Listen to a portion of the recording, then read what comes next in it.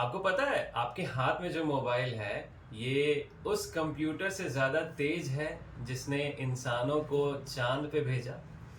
जी हाँ, बिल्कुल। आज के डेट में जितनी सारी टेक्नोलॉजीज एडवांसमेंट्स हो रही हैं उसके कारण जो मोबाइल फ़ोन हर एक इंसान के हाथ में है ये काफ़ी पावरफुल है। पर क्या आपको पता है कि बहुत सारे लोगों को इसके अंदर होता क्या है ये नहीं पता। तो चलिए इस वीडियो के माध्यम से हम जानते हैं आसान भाषा में कि इसके अंदर होता क्या है। So let's get started.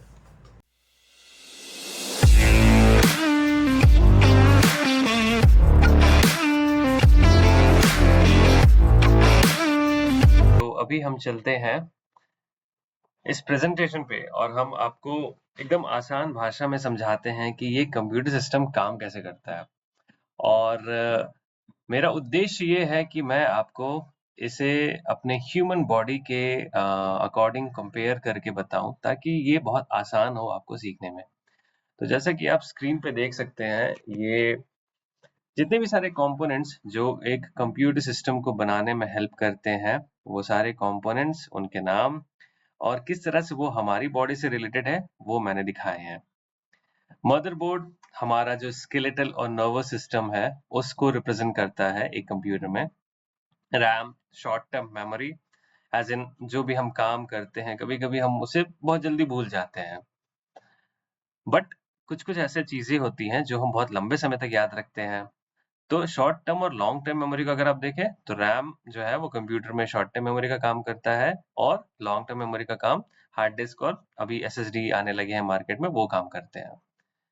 PSU heart and lungs इसलिए कहा जा रहा है हार्ट एंड लंग्स क्योंकि ये पावर सप्लाई करते हैं। अब हमारे शरीर में हार्ट जो होता है वो ब्लड फ्लो कराता है हमारे पूरे शरीर में ताकि हमारा शरीर काम करता रहे। पीएसयू का भी काम यही है, ये इलेक्ट्रिसिटी प्रोवाइड कराता है through out the components of the computer so that it can work efficiently.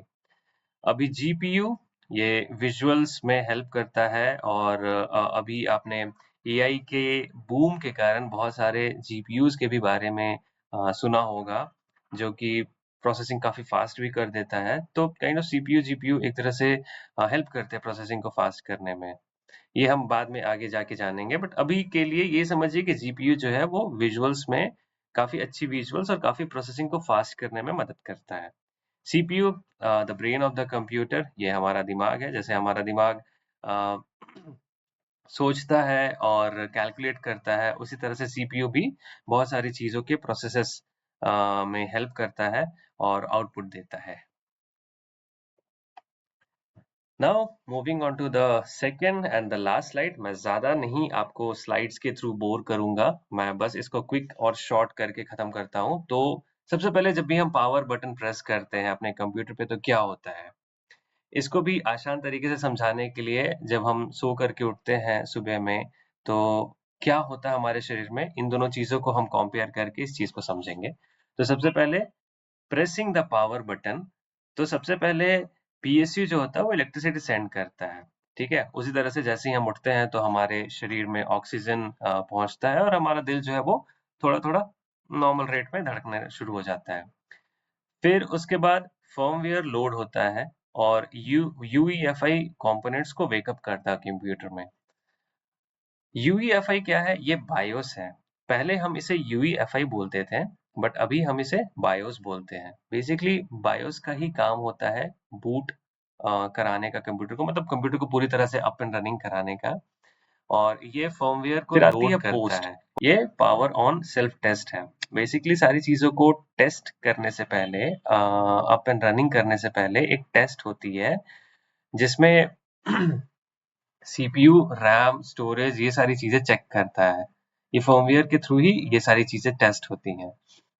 और अगर कोई भी फॉल्टी चीज हुई तो फिर computer kind of beep beep करने लगता है।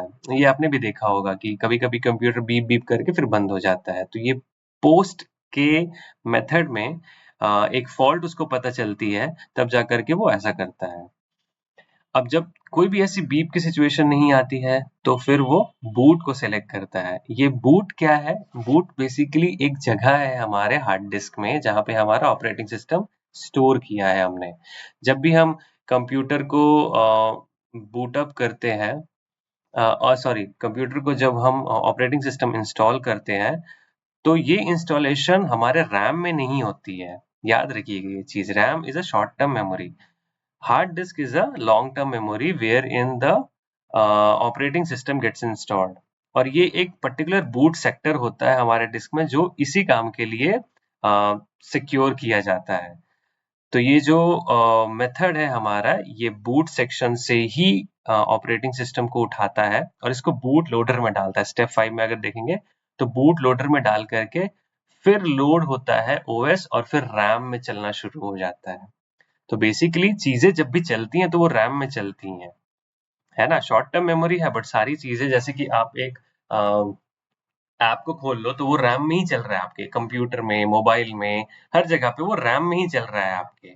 बट जब आप किसी ऐप को इंस्टॉल करते हो ना प्ले स्टोर से, तो वो आपके हार्ड डिस्क में हो स्टोर हो जाता है, स्टोरेज में स्टोर हो जाता है।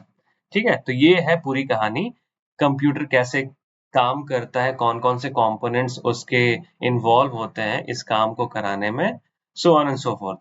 अभी ये सिर्फ हुई थियोरेटिकल चीजें। अभी मैं आपको एक बहुत ही इंटरेस्टिंग चीज दिखाने वाला हूँ जहां पे आप खुद इन्वॉल्व होकर के ये सारी चीजों को अच्छे से जान सकते हैं। ये एक गेमिफाइड वे है। तो मैं जस्ट आपको एक चीज दिखाना चाहता हूँ, ये है। सो बेसिकली ये एक HTML फाइल है जो मैं आपको लिंक दे दूंगा अपने डिस्क्रिप्शन में, यहाँ से आप जा करके इसको डाउनलोड कर लीजिएगा। मैं आपको बताता हूँ डाउनलोड कैसे करना है। सो बेसिकली आपको करना क्या है, वो गिटहब लिंक आपको यहाँ पे लेके जाएगी इनसाइड कंप्यूटर सिस्टम, और यहाँ पे आपको इस वाले HTML पे क्लिक करना है और यहाँ से आपको डाउनलोड रॉ फाइल करना है। मैंने ऑलरेडी डाउनलोड कर लिया है और उसको गूगल क्रोम के साथ ओपन कर दिया है। बस डबल क्लिक करके वो ओपन हो जाएगा आपके किसी भी ब्राउजर पे। अब ये एक तरह का लैब है जहाँ पे आपको 4 फ्लैग्स इकट्ठा करने हैं। इसलिए मैंने इसको इंटरेस्टिंग बनाया है, just because so that you can make your hands dirty and you can understand कि हाँ भाई, सिर्फ थ्योरेटिकल यहाँ पे नहीं पढ़ाई जाती है, यहाँ पे प्रैक्टिकल भी गेमिफाइड वे से हम करते हैं। तो ये कुछ क्वेश्चंस हैं, यहाँ पे 4 क्वेश्चंस है और आपके 4 फ्लैग आपको इकट्ठा करने हैं। तो आप इस लैब का यूज करो, इस लैब को सीखो और मुझे कमेंट सेक्शन में बताओ कि आपको कैसा लगा ये चीज, क्या ये इंटरेस्टिंग है। अगर कमेंट सेक्शन में आप मुझे कमेंट करके बताओगे तो मैं जाकर के आगे की वीडियो इसी तरह से गेमिफाइड तरीके से और थोड़ी सी इंटरेस्टिंग चीज डाल करके मैं आपको एक सही तरीके से चीजों को बतलाऊंगा। So hope that you have enjoyed the video, and till the time, see you in the next video. Thank you.